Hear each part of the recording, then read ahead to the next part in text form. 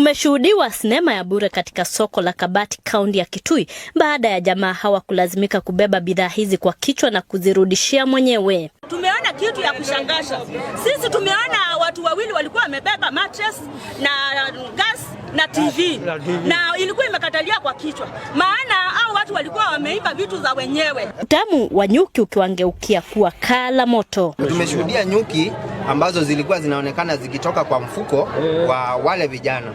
Wezi hao waliimba mali hiyo wiki iliyopita, na mwenyewe alipopiga ripoti kwa polisi akusaidika, hali ambayo limlazimisha kutafuta ujuzi wa daktari huyu wa kienyeji. Kazi wamewaonya watu wenye tabia za wizi kubadilisha mienendo wasijapata aibu kama hii. Kwa hivyo kuimba sio kuzuri, afadhali mtu atumie jasho ya. Hiyo funzo ni mzuri sana, sababu hakuna mtu atachukua kitu. Utakuwa ukijua siku moja utasungushwa tu Kabati vile hao watu wamesungushwa na aibu kubwa ikawapata. Iliwalazimu maafisa wa polisi waingilie kati kuokoa wawili hao kutoka kwa wakazi waliojawa na hamaki kufuatia kukithiri kwa visa vya wizi eneo hilo.